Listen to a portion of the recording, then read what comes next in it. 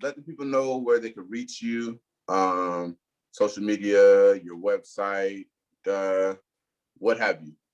Yes. All right, y'all. So you can reach me at Shop Purple Boutique on Instagram and Facebook. So those are the two places you can reach me. My website is www.shoppurpleboutique.com. And we are now recording. What's up? All right. So what's up with y'all? We back. Walk with Will here with Brittany Rosemond. I hope I'm saying that right. Yes. Dope businesswoman, HBCU grad, like super dope. Let me stop. Tell the people who you are. Hello, everyone. So my name is Brittany Rosemond. I am definitely something to describe myself: social introvert, fashion lover, and boutique owner. I'm originally from Detroit, Michigan, and I live in Nashville, Tennessee, home of the country. I came here for school. I went to one of the best HBCUs, TSU, Tennessee State University, the real TSU. And I have been here for now almost 15 years. Like it's crazy. Like I've been here forever. So I am officially a Nashvilleian in a way. Straight up. I'm not going to fully claim it, but yeah. Yo, you. Yeah, I mean, 15 years? 15. Yeah, man, you more of a Tennessean than I am, man. Yeah, fine.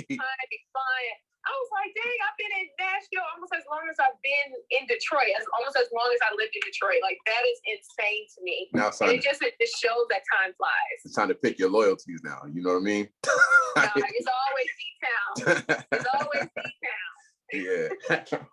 So, all right, cool. So like you said, you went to CSU. What did you go there for? So I went to Tennessee State University, and I just realized that it was the phone that was connected. I went to Tennessee State University for communications, specifically broadcast journalism. So my goal or end goal was to be a newscaster, so a news reporter. I ended up actually working at a gospel radio station, so I did do that. But then the women that worked there, they worked multiple jobs. They also were making less money than I was making as a student working at T-Mobile. I was like, that ain't what I really want to do. Like, I don't think I want to do this. So yeah. So life took a different turn. And then I ended up working for another tech company, went back to school to get my master's. However, put that on hold again because, you know, never tell yourself you're going to come back in a year, because that's just a lie. That's a lie that you just give yourself. Definitely a lie.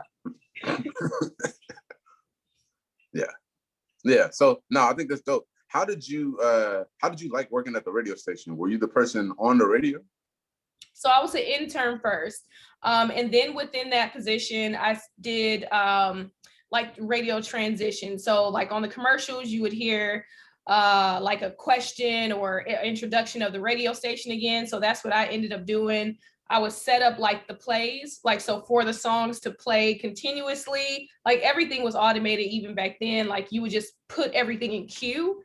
And that's what I did there. And it just was, I realized I didn't have the passion for it. And within like any sort of communications, like trying to be a newscaster, radio, like you have to have a passion and a drive. Otherwise you will not be getting paid. Like, it's like you will be at the bottom of the barrel. And the main people that get paid are the ones that have like, like their own segment. So you have to have a drive. If you ain't got it, there's no point even doing it. You just want to even like progress in it. Yeah. If you want money, that ain't it. You know, it's funny. When I was younger, this is a true story. When I was younger, I wanted to be the weatherman. Mm-hmm. Because of the fact that that's like the sole job that you could tell the public your opinion, and if it's wrong, it's all good. You're like, hey man, it's gonna rain, and it didn't rain, and ain't nobody like, you need to fire the weatherman. Exactly. But everybody, like here in Tennessee, because you're from Tennessee, right? Man, they always wrong with the weather out here. Like, I've never heard so much wrong weather reports in my life until moving to Tennessee. Like, they are always wrong. You just be like, man, see, they always wrong. It's whatever. Like, you just let them do what it do. Right. So how big of a transition was it for you to transition from Michigan to Tennessee? So, man, it wasn't big at all because I was how old was I? I think I was 20. And at that point, it was just like trying to get away from my mom. Like, I just needed to get up out of that area. And it was because, my mom, well, you don't know, but my mom's a pastor. And growing up kind of like with that Christian household, and she was like well known in Detroit, it was like I felt like I was always trying to be this perfect type of daughter.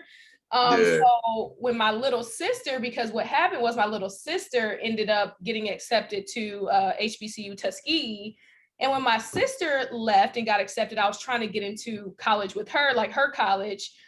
So we could just be together. I could be out there with her.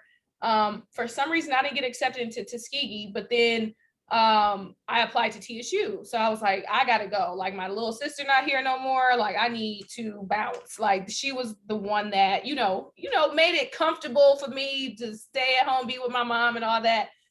But at that point, I was like, yeah, it's time to go. So it wasn't a hard transition at all. Immediately, I put in that application for TSU.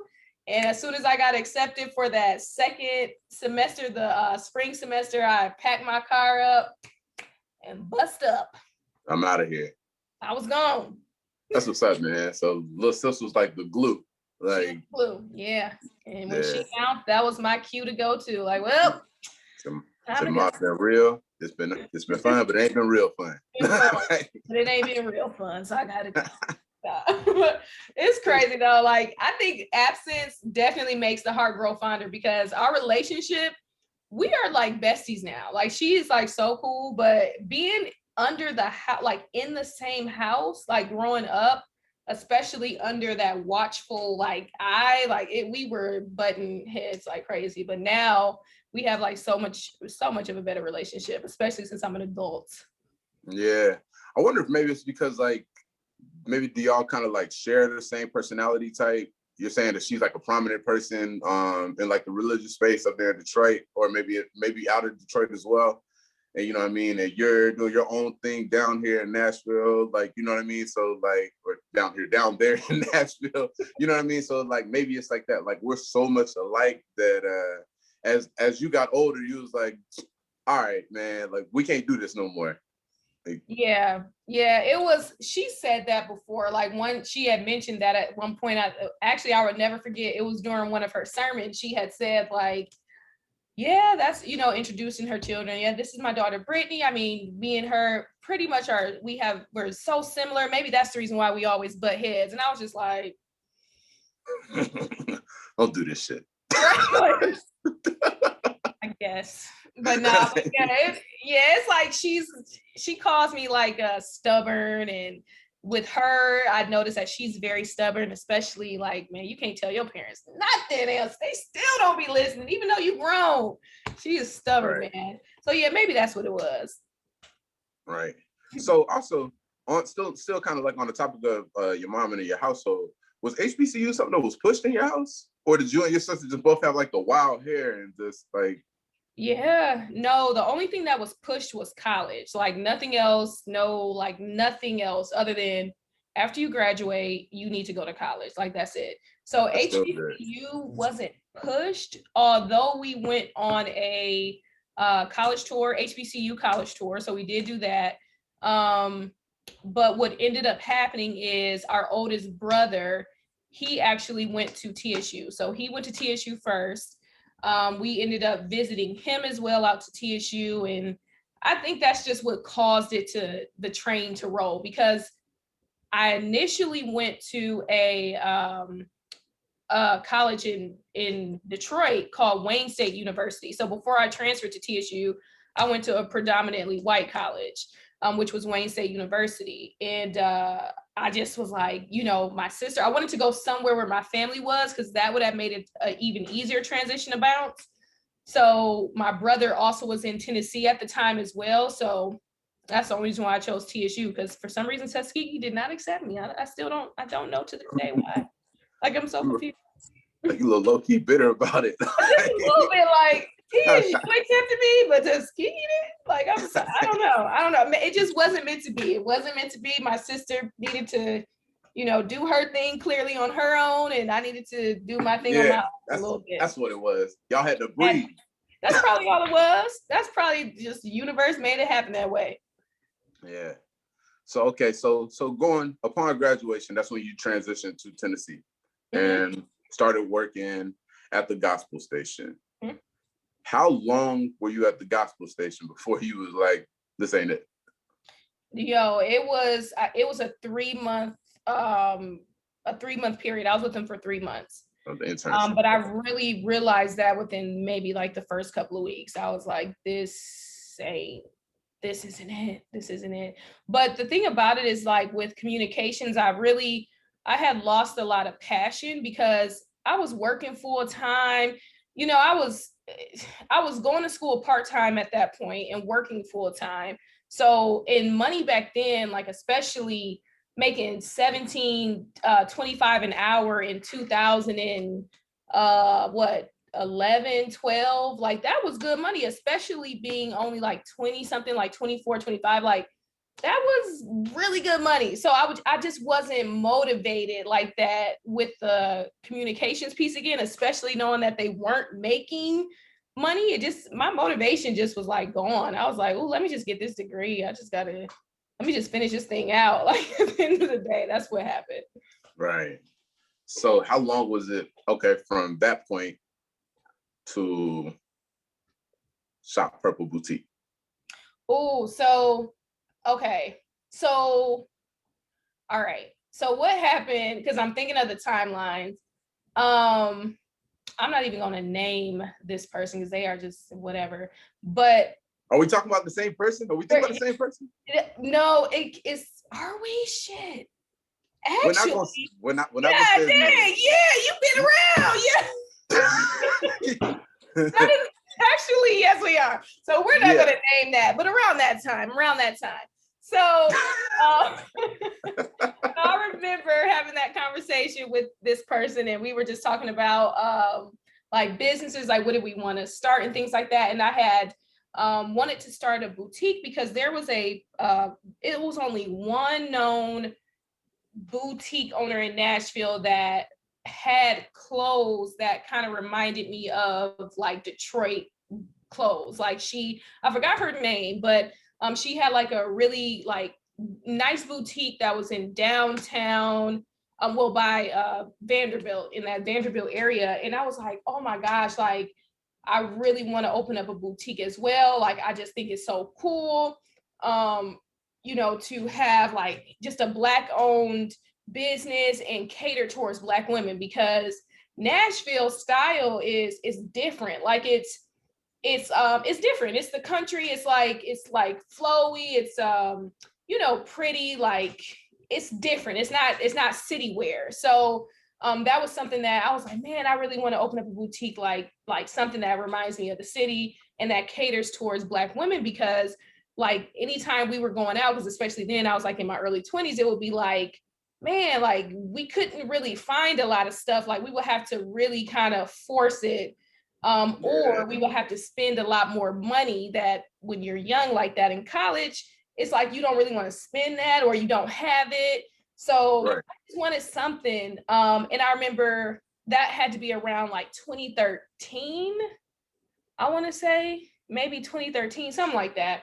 And then that was when the idea really started to come to me, where I was like, man, I really want to get this going. But back then, to get into like the business, like the boutique world, you needed like a mentor. Like, you needed somebody who was really going to kind of help you, take you under their wing, kind of at least guide you in the right direction.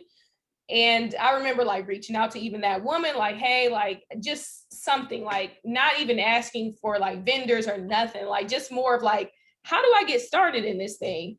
like dead radio silence, even though I've shopped at her shop before. Like it was like no assistance, like nothing. But so, and then it just wasn't easy as it was, or as it is now, to be able to just literally put anything in Google and you're finding everything you need. Like back then, it just wasn't even like it wasn't like a thought. Like it was like different. Like it was just different, as we know.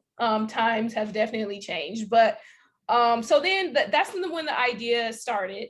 And I created the Instagram page for the business, and I just sat on it. And then what ended up happening years later, so we're going to fast forward 2019. I just was like, man, like I need more money. Like, I mean, I hate to keep going back to this money thing, but it's like, I was like, it has to be more out here. Like, I cannot be working this hard. And then after taxes, my check is just embarrassing. Like, it don't make sense. It just didn't register. I'm like, it got to be more, man. So I talked to my brother, and my brother had mentioned, like, Brittany, he was like, man, you got a 401k. Like, take out a hardship loan or take out a loan from your 401k and pay off your debt. Start your because I'm going to get into that too. Start your business and, go from there. So the business, and to kind of come back, this is kind of just so interesting how just everything works together for the greater good. So even at that time, the boutique still wasn't necessarily on my mind. When I took out that loan from our 401k to pay off debt and to just have money for my business, the business that my brother was talking about was like my wholesaling business. So to get the like LLC, to get like the paperwork in order, the mailbox, like all that stuff is what he was referencing to. It wasn't anything about a boutique. So the business that I was actually starting to get into was wholesaling houses. And that's a hustle. Like you gotta have a hustle like no other. Like it is a different, like you gotta be searching, like calling, like it's dope dealing houses. Man. It was something. But what ended up happening with that is I got everything on the back end in order. So like my LLC, I got a sales tax and use license because I was like, maybe I want to sell something eventually. So I got that. And then I got my UPS box where it looks like a official address. So I was able to get a lot of things because of that. So then I was like, you know what? Let me see about this online. Let me see how I can start this online boutique. Let me see how I can get this going. So being that I had the whole foundation already strong, the only thing left was for me to find vendors and to get like the Shopify website. So I just went on from there. And after that, I went on with the boutique, left the whole wholesaling thing behind, and just started to focus on the boutique. So that's how that thing started rolling. So it's just crazy how things just work together. That is crazy. You touched on a few things. All right. So you said initially you set up the page for the boutique, but you didn't run with the boutique for some years because you were still focused on developing the wholesale business. So in that process, whenever you was getting everything set up, did you put like the same did you put the same effort into the boutique the first time that you did with the wholesale business? Like, did you go get the license and all that, or you just made the page? No, like that's the thing. I regret not doing that. It was like I kind of got demotivated in a way, like discouraged. I'll say discouraged, because I was like, dang, nobody wants to help me. Like, how am I going to do this? Like, nobody wants to help me. And it's like I was reaching out, and I just felt like everything just like was getting like doors just closed, and it demotivated me. Like, man, oh, forget it. And I just kept it moving. So I totally regret that, because I know if I would have started back then, like things would be so much different now. Oh my God. But oh my God. Shoulda, woulda, coulda, right? Man, shoulda, woulda, coulda. But it's all right though. Like things happen for a reason. Like the one thing that I've realized, especially now going into my 35th year, like everything does work out for the greater good. Like I can literally find good in everything that may have went wrong, like within my path. Like I feel like there's just things and pieces like were moved or didn't connect at the moment for a reason. So I don't necessarily know why just yet, but I do know that things do happen for a reason. But no, after that, I just gave up. Like I was like, you know what, man, forget it. Like nobody wants to help me. Woe is me. That was my life. Do you think, and so this will kind of lead me into something. So you said you initially set up the Instagram, 2013, right? At that point in time, Instagram was like a year old. You was really like ahead of the curve with this. But do you think setting it up then you would have had the same traction that you're having now? And do you and do you think that if you had that in 2013, you would have been mature enough to handle it? You know what? That's maybe why things didn't happen the way they did, because now it's a different type of hustle behind it. And I do think like the traction would have came just even like with my boutique now.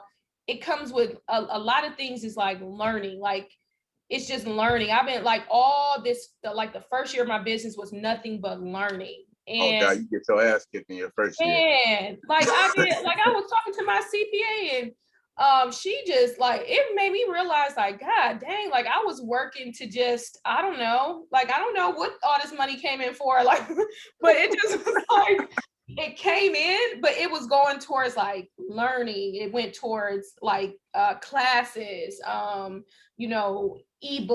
of course, clothing, taxes. Like it just is like, what the heck, man? But it's all right though. It's all right. Like I said, it's learning. Nothing but learning. It's all right. I'm gonna be better. I'm doing better. So that's a good point. Touch on the importance of learning, like learning before like you like jump into it. Like so I do think it's important to take action. Yeah. But learning, really understanding what you're doing will set you apart from people so far. Like you feel like this helps you, you know what I mean? Yeah, like just taking that time, like, all right, boom, I know that I'm not, you can avoid a lot of mistakes by learning some stuff. You know what I mean? Just sit down, take some time, put some focus on what you're doing. Like, I'm glad you brought that up. Learning, that's super important. I feel like people undervalue. Yeah, they do. And it's because people are kind of they're doing the comparison thing. And they're like, I want to do what they do. And they make it look so easy. They said all I got to do is just stay consistent and give 100%. I'm gonna make $100,000. No, that's not it. Right. It's so much more behind it. And I think it's super important to take the action, but keep the goals realistic while you're taking the actions, because you're still in that learning process. So there's going to be a lot of things that you don't even know you need to know yet. So take the action, but then invest in certain people who have proven that they know what they're talking about, that they know how to get results. Invest in those people, because not only is it going to help you, not make mistakes, but it's also going to put you ahead of the game faster than, just trying to figure that junk up on your own. You know what I'm saying? Yeah. So that's one thing that I did within the first year of business, was just invested money into learning. So profit for the first year is just like, it's like it's like a joke. But, but for what the money came in, like the money that did come in and what I used it for, I know that it is paying off. It's already paying off. The money that I've earned and used towards learning, like it's already paying off. Like invaluable skills such as learning ads, like knowing how to run your business on the back end, like a boutique business from the back end, learning how to read numbers and price things accordingly. Like those are super important things that people overlook in the beginning, which ends up making them just have their wheels turning, like where they're not getting any return or like any profit, like they're just like spinning their wheels. So definitely learn, take some time. Number one, YouTube University, man. You can find anything on YouTube, anything. Turn my Google. tassel on Right. YouTube. Exactly. Like anything.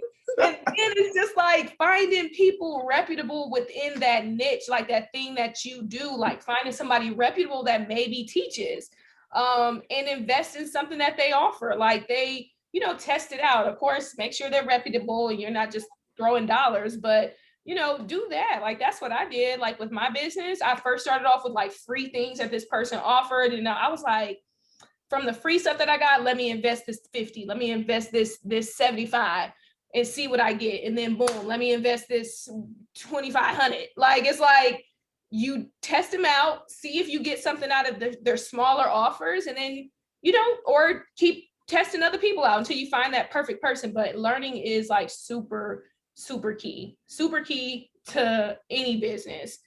And it's no excuse. We live in the information age. It's no excuse to kind of, you know, Come on now. Man, you preaching. Your mama is a preacher, man. Come on, man. Yeah, because I'm telling you, there's no excuse, man. Right now, like you can literally look up anything you want right now.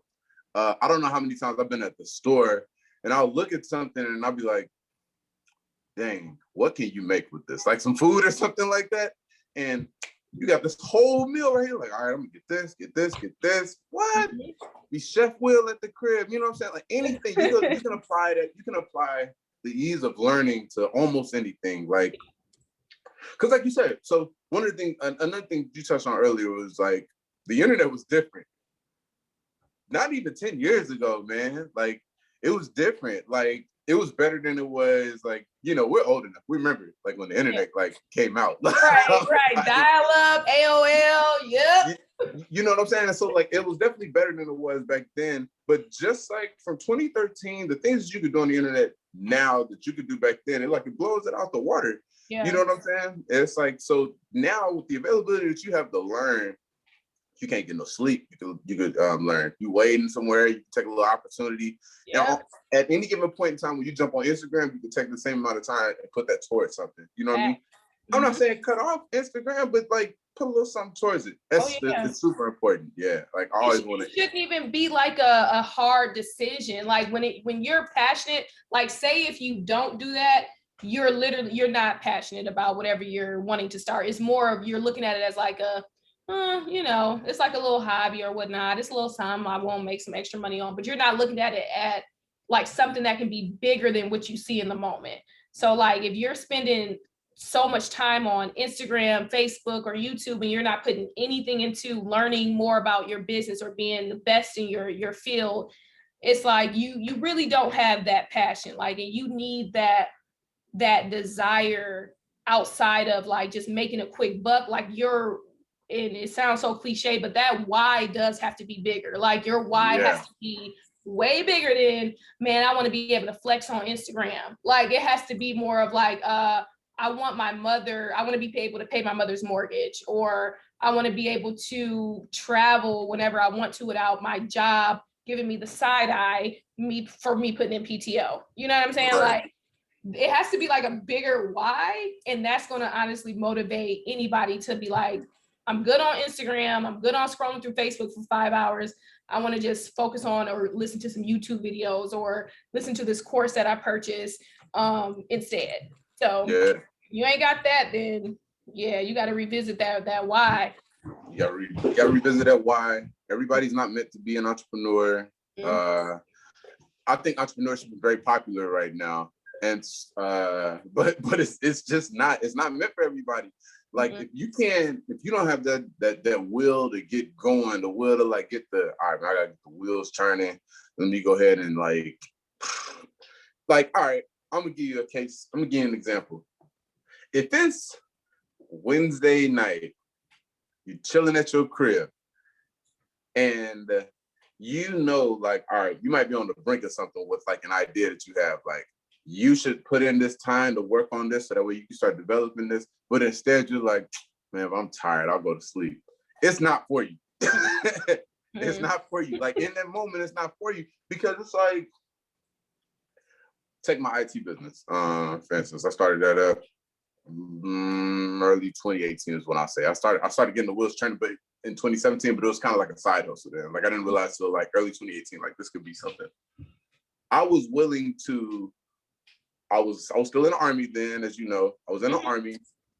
Get off work from the Army, run home, see Shanice, see the kids, get changed, drive 3-4 hours away, work for 4 or 5 hours, drive back 3-4 hours to get like 2-3 hours of sleep and go back to work in the morning and be willing to repeat the same thing the next day. Cause that's how bad I wanted it. You know what I mean? Yeah, yep.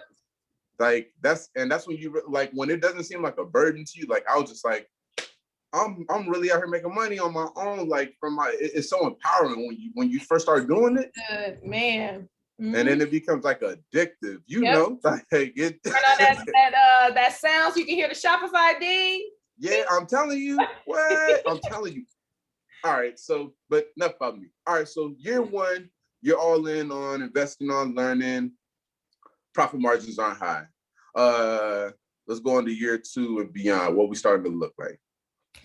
Definitely a lot better because I invested in a boutique coach is what we call her, but she had a program that, and again, like I said, I started off with her free stuff, free YouTube videos, her $30 courses, $50 courses, $75. Like I invested in the small stuff first, saw like, yeah, just gradually got up there. So then when she offered something where it was like a, she calls it accelerator program. When she offered that, I trusted it. And then when I purchased it, it's everything that I need to know to make sure that my business is being ran properly from the back end. So that goes with pricing. So it's making sure that you're releasing in a uniform way where it kind of, and it builds anticipation or gets people like excited to purchase your items, which of course results in more sales. So it was a lot of things that I learned from purchasing like this big accelerator course. But yeah, this year is definitely a lot better.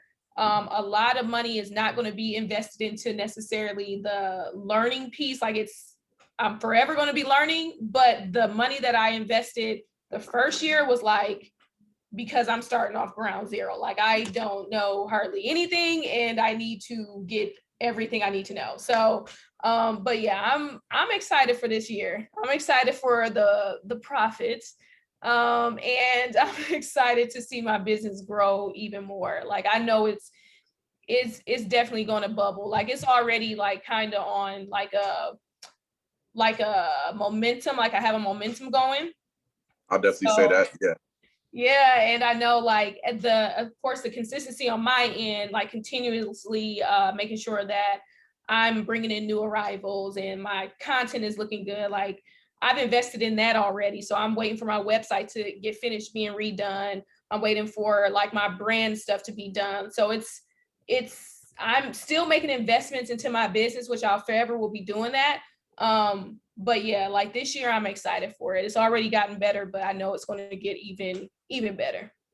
Yeah, no, that's super dope. I think that like, I will tell you this, from somebody who's not involved with your business, it looks really good, man. Hey. Like, yeah, no, definitely. And this is like all sincerity. Like, it looks really good. You know, my wife, she gets your stuff all the time. Yeah. Shanice was my number one customer. Yeah, hey, look, you know, we support. Hey, if anybody say we support, we support. So I was like, whenever I see like the stuff come through, I'm like, man, you know, this is actually really good quality and everything. And she told me that you actually go put your eyes on the materials before you get them. Is that true? That is true. That is true. So in the very beginnings, that's what I did. I went out to LA, I went to the fashion district, and was able to look at like the items like hands-on. But now being that I live in Tennessee, it's a little bit harder to travel back and forth to Cali. Like, as we know, number one, the pandemic shut down a lot this earlier year, but then like it's crazy. Like the tickets be off the chain. and then living like trying to get like a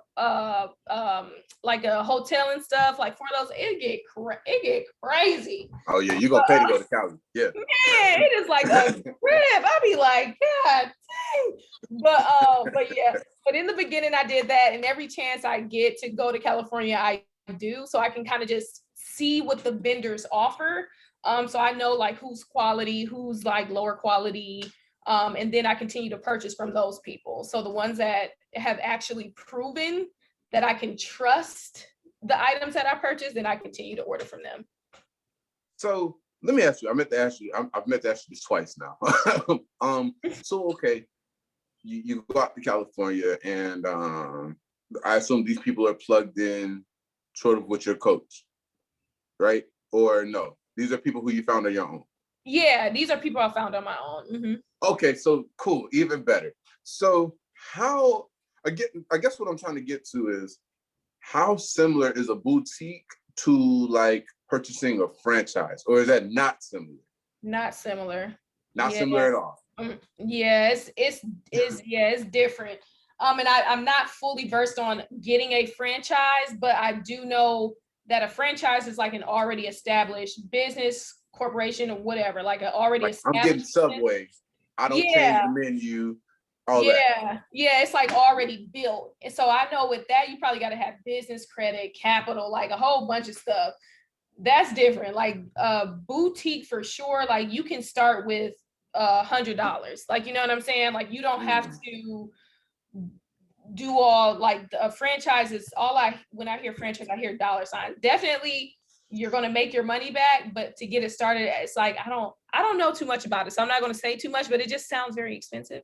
Well, they keep it all under wraps too. And they also don't broadcast what your profits are either. It's very under wraps. Yeah. I assume it's under wraps because it's very well worth it and they don't want the masses to know. Yes, that's a fact, man. Like I wouldn't mind getting into like a franchise business. I know you talked about like owning properties too. Like I want to do like, look, I'm trying to get into this entrepreneur just world. Like I want to be full-time entrepreneur. That is my goal. But man, that's the goal.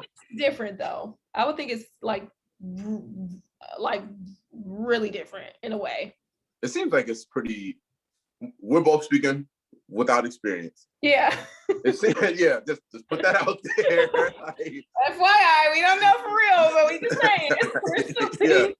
Right, but it seems like it's pretty hands-off. Mm-hmm. Yo, I got this franchise over here. Let me hire my store manager.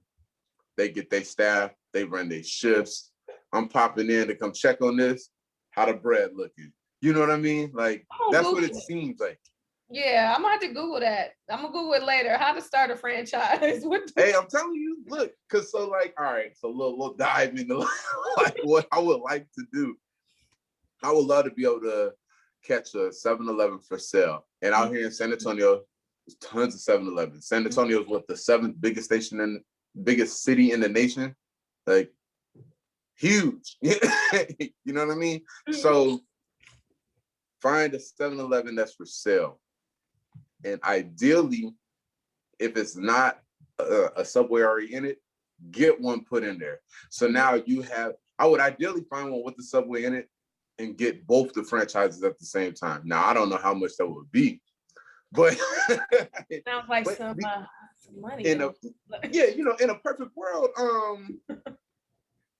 I buy this Subway because in my mind, it's like this. You get a Subway. Mm-hmm. Oh, you came here because you needed gas. You walked in the store. You're also hungry. So now here, get a sandwich at the Subway. You filled up your car. Maybe you need a car wash. There's a car wash. There's a lot of things you could do at 7-Eleven. You know what I mean? Mm-hmm. And then so it's like, you look at that vertical. It's like, all right, you came here to get gas, but you also got your car washed and you bought a sandwich. Mm-hmm. I made money off all three of them. I fulfilled 3 of your needs myself. You know what I mean? Yeah. I would love to have a franchise. Hey, look into it. I'm telling you, hey. There's like a lot of grants. Like another thing that I've been looking into, this is phase 2, is the business credit. Within this business credit, number one, getting that started, is going to give you just a lot of opportunities with, of course, using credit to straight buy. You can even buy a property. That's a goal and a move that I want to make too with it, buying a property with it. But also it gives you that credibility where then you can have like capital and things like that. So you can invest in maybe another, like a 7-Eleven and all of that. So business credit is something that is super important to look into as well. And I recommend starting that ASAP. Like if you have a LLC, then you can start with like a simple gas card or opening up a credit line with like these places like where you buy supplies like Uline and things like that. That just begins to start to build your credit, and they report it to the credit agencies, and you can start that immediately. Like you don't have to wait like I did. I just literally didn't know. Like I just was like, just trying to figure the first things first out. So but yeah, that's available too. And it's a lot of grants and everything out here. Like it's a lot of money to be accessed. It's just that people, we don't know. Like you have to know somebody that knows to sometimes hear about it, or like do a specific search. Like you have to search for like grants, but people, sometimes you just don't even know what to search for. You don't know what you don't know. You don't know what you don't know. That's it. I'm telling you, but it's so much stuff out here. Like it's so much stuff available. Like I don't even have the time to really dig deep yet. Like, but I know that it's out here, so that gives me like at least a direction. But I'm telling you, like it's so possible. Like it's so possible to get like funding from just a lot of random things. Yeah, no. So that's similar to something that I'm trying to look into. Something with the government that so I full-time freelance. And so one of the things that I do, because I'm a network technician, is I can freelance for the government. The government has to give up 25% of their money that they would spend, I guess, on repairs and installs and what have you that they would have for their installations or other places, installations being military installations. 25% of that goes to freelancers and subcontractors and individual contractors and the like. And so me being a veteran, being a minority business owner, being a small business owner, would have in another form of business credits towards my business, and that's basically like, look at him because he's fulfilling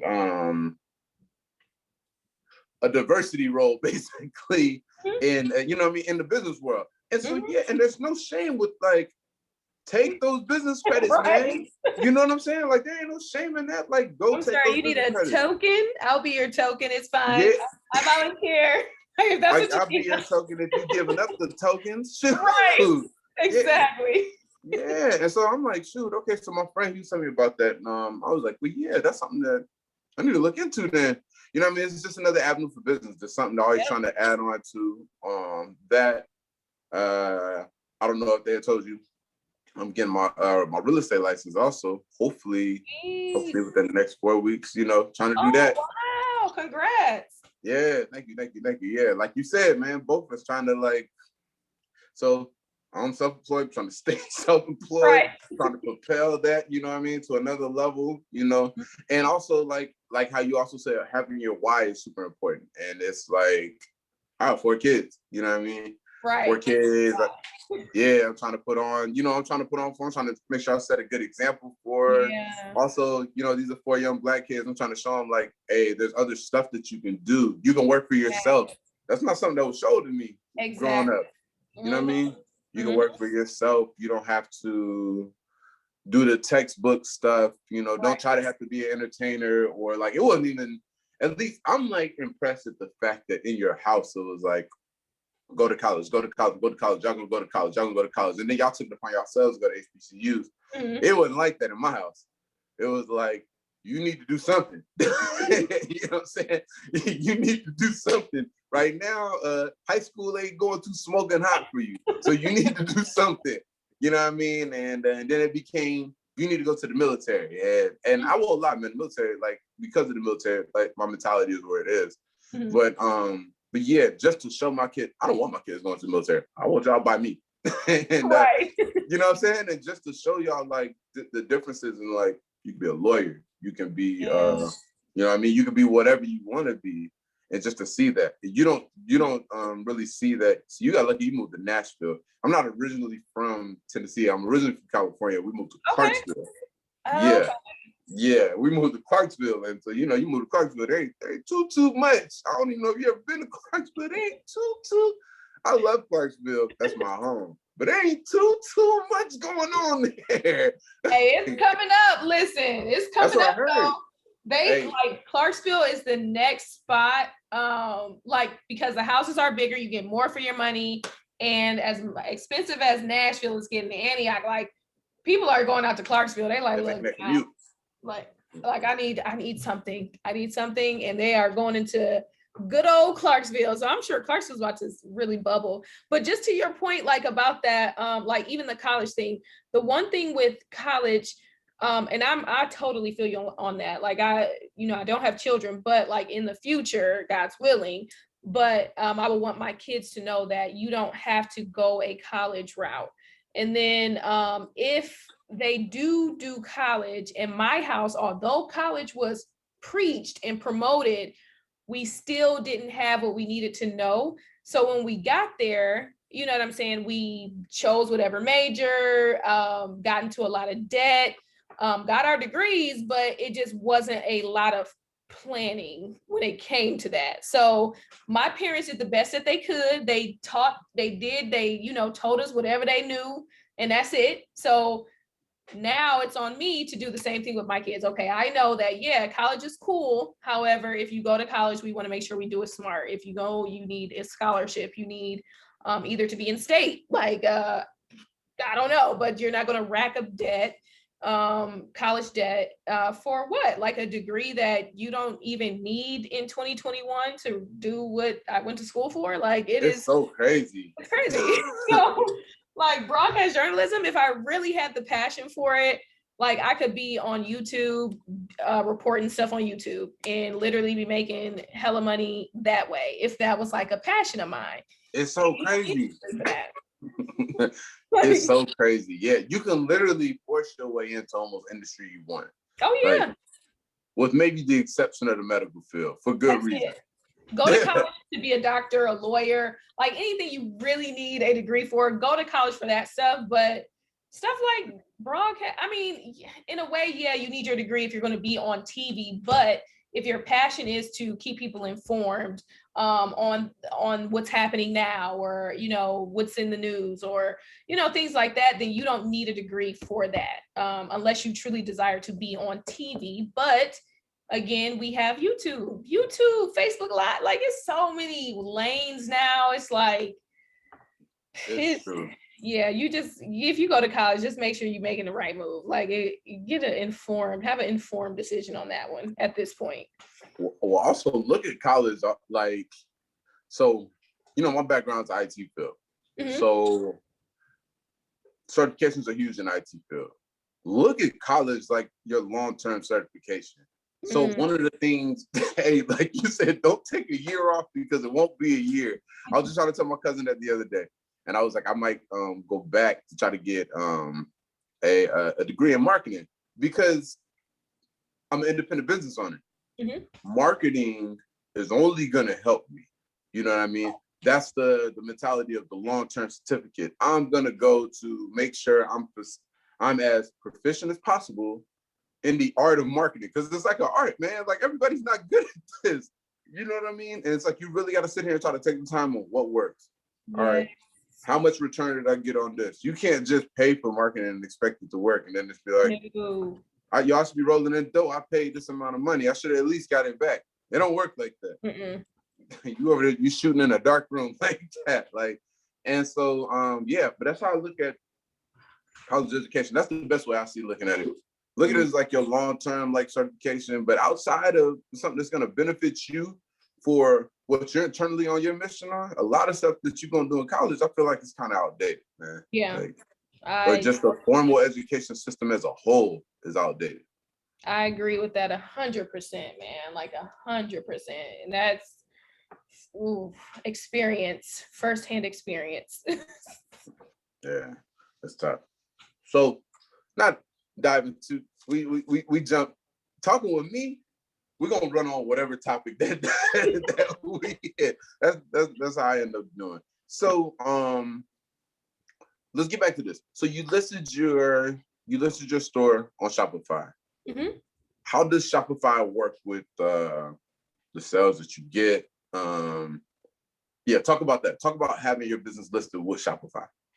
So Shopify is honestly, I would say, the number one online platform for any e-commerce business. And I know that there's Wix and things like that, but if you're selling like anything e-commerce on e-commerce, Shopify has a system in place where the analytics are amazing. So you need to know analytics in order to scale, in order to know what works, what doesn't work. But also aside from that, they have, it's called the App Store, where you can add different apps to your Shopify store to improve it or to work the way that you want it to work. So like when it comes to sales, it integrates effortlessly with Facebook, Instagram. Of course, we know Facebook owns Instagram, but it works perfectly with those those social media platforms. And then some other things that I really love about it is that honestly, the apps, man, like you can literally add anything. You can customize your website super user friendly. Like I was able to do my website at first. It's not the best. I'm not bragging on it, but I mean, I did what I did and I had no IT experience, no web design experience. And I was able to put something together. So it's it's super user friendly. Man, and the apps, like they got some crazy apps on there. Like you can see, like there's an app called Lucky Orange where you can add it to your site and you can see a recording of what people are doing on your site. So it doesn't show you who the person is, but it does say like this person is using an Android and they're in Los Angeles. And it shows you like where they're scrolling and maybe where they stop and leave. So that helps you determine like, man, I'm noticing that like 5 out of 6 customers are getting to the checkout page, but as soon as they scroll down and see that shipping charge, then they're bouncing. So maybe I need to probably update either my shipping costs or offer some sort of discount to get them to come in. So it's like, it gives you that recording. So I think that's like super cool. And it's just like a whole bunch of other apps on Shopify that are super beneficial to e-commerce users. But it's smooth, like very user friendly. User friendly. So okay, talk about like let's see, like a transaction with Shopify. Mm-hmm. You sell something. How do they take something out of what you make, or do you just pay them monthly, or how does it work? You just pay them monthly. So with Shopify, you pay either a $29.99 one, which is like the basic plan, and then there's a plan where I believe it's like $79, and that's like it. I would only choose that if you are really like, I don't know, it's more analytics. However, and then they also give you a little bit more discount on like your shipping, but I don't know, like it's really not that necessary in the beginning. But you get a monthly fee. Then you also, of course, like say if you add any apps to your store, then that's added into your monthly charge as well. But yeah, no, they don't take any percentage out. But one thing that they do and offer is Shopify offers something called Shopify Capital. So instead of taking out a loan through like a bank or something like that, Shopify will offer you a loan.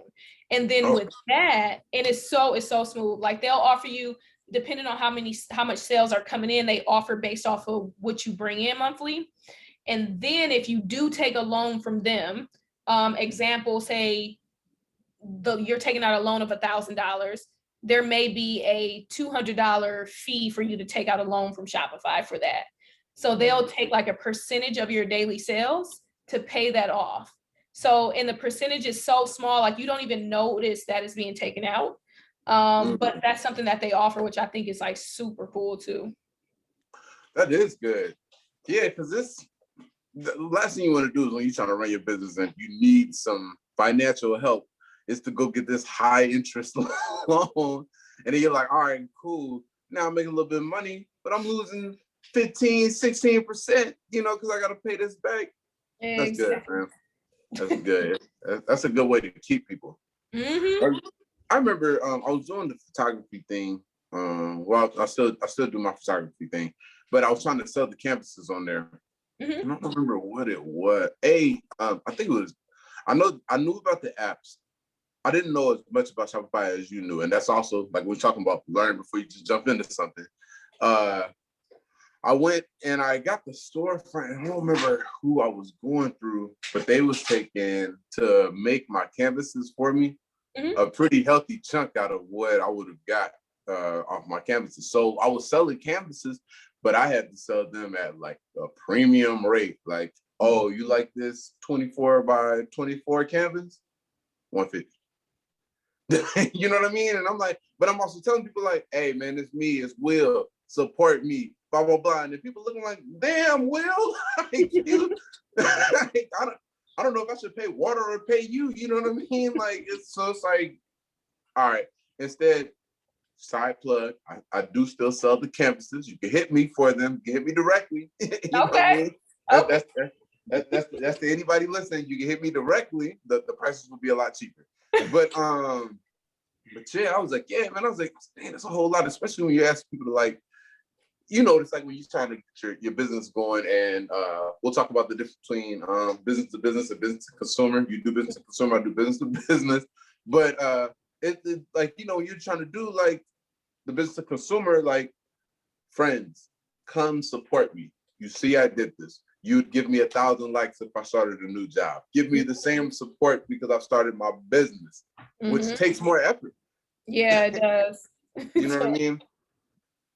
But so, yeah, because I understand, like for you, like I said, I do business to business, you do business to consumer, which makes more sense having a clothing brand. Because even probably if you was to do business, I don't think it would help you more. It would probably hurt you because how often do people need to, you would have to start selling like uniforms. Yeah. Yeah. And then like how often do people purchase uniforms, versus me, I do IT work. Business to business makes more sense to me because you may have a computer broken in your house right now, but you're like, it ain't no big enough concern for me to pay for this. And then I'll just buy one when I need to get one, or that's the other computer. I'll just do everything on this one. Yeah. So people don't really fix their technical like equipment like that, but businesses do. Exactly. Yeah. All right. So, also, because I did a little research on you. Like, I try to research people as best as I can. You have a fitness line. So my business partner and The business partner has, okay. Yeah, clarify that. Yeah. That's not my ministry. Fitness is not my ministry. So my business partner, which is my best friend, Shauna, she actually is fitness. Like, that's her brand. So what we did together is we started the fitness line. So it's her branding, which is SBC Fitness. I will almost call myself like a silent investor on that because she's like the face, like that's her brand. And we just like sell it through my site. Oh yeah, I was about to say, so do you list it on your, that's cool. Yeah, hey, oh my God, yes. Like, yes, that's what I'm talking about. Like, oh, you starting a brand? Let's do it with me. Yeah, like let's do it. Like, I already sell clothes, why not? Right. That's what I'm like, because so many people, whenever they want to go into something, it's like this, y'all got this wealth of knowledge, but I got to keep this shit over here because I don't need nobody to know about this. You know what I mean? Nah. Hey, you doing clothing? You already know I'm doing clothing. And I got traffic already. Put it on here. Everybody, whether people are heavy into fitness or whether people work out 4 times a year, people buy fitness clothes. Because it's comfortable, especially just like, of course, pandemic. Like, people was just buying just comfy stuff. Like, it's just, people just want to be comfy. Like, I just want some leggings and a nice sports bra I can just walk around the house with, or whatever. Like that was really it. So like you said, 4 times a year or 4 times a week, you gonna buy some fitness clothes. Like buy some fitness clothes, yeah, you know. And so yeah, all right. I won't all about that. So how do y'all break that down? But no, we won't talk about that. All right, so but yeah, nah, that's dope, man. I like that. Let me see if I got some questions I need to run back through on. If you could just talk about one thing, you brought up getting a hardship loan off of your 401k, just because some people might not know what that is. Can you talk about that? Yes. So that is a loan. So when you take out a hardship loan, it's literally like you can say, I need to pay my bills or I need to pay my debt. Like in my case, I was like, I wanted to pay some debt off so I can build my credit. So that's why I took out my hardship loan. Now with that, a 401k, every paycheck, you have a corporate job. Most people have a 401k. They take a percentage out. Your job usually matches that. So you should have some chunk of money there. Check it out, check it here and then and see how much money you got in there. And also your whoever your 401k is through, they let you know like what you would be eligible for as far as a loan, like how much money you can pull out. So with that, I just called them. I called them like, hey, I want to take out X amount of dollars. And they're like, sure. Like, okay, like, all right, you just got to pay it back by this date. And to pay it back, they just pull it out your paycheck. So you don't even have to call anybody. It's like so automated. It's like, it was super easy. But then even like when you get a house, like say if you want to get a house, like you can use money from your 401k for the down payment. So there is options available that people don't even know. Like the hardship loan. That was something I was like, what? Like my brother told me about it. I was like, I had no idea. Like I did not know we could pull money from our 401k. I thought it was only touchable when I was going to retire. Like I had no clue. So like you don't know. Like you just don't know what you don't know. And I use that to fund my business. That's super smart. And like I said, that's why I wanted you to dive in on that, because I was like, I don't know if a lot of people know about that. No. Especially I know people coming from the world that I came from, coming out of the military. You know that you're putting money back. We call our 401k a TSP. Well, you know you're putting money back. You don't know all the availabilities of it and that you could take a loan against it. And like, yeah, a lot of people don't know all that. Yep. Yeah, that was one of those like blessings, like, dang, like, man, not only did my credit was able to get boosted. So I did use it for that. But then just being able to like take a piece of it and be like, I'm going to buy some inventory and we're just going to see what happens. Like, and it's, hey, you know, like it's your money, but it wasn't your money. You know what I mean? Like it wasn't the money you just brought in. So you're like, this is what this is for. You got to take that risk. Yep. Man, very great risk. Super happy I did. Because it's on from here. Right. Brittany, I can't thank you enough coming on my show. It's called Walk with Will. I know we sat down this whole time. You know what I mean? Back hurt. Yeah. Right, we in our 30s, man. I know. Oh my God. No. Man, it's crazy. I'm still really young, but yeah. Like I know. I was just telling my mom that I was like, I feel actually very young in the inside, but I was like, I'm 35. Well, I'm about to be 35, and I'm like, I feel like I have to act a certain way because that's what people want or expect. And I'm like, I feel different. Like, I don't know, but it's crazy. Definitely. But thank you. I appreciate it. I appreciate you thinking about me to interview me for your Walk with Will podcast. Thank you, everybody. Yes, sir. Yes, ma'am. Yes, ma'am. All right, hold on.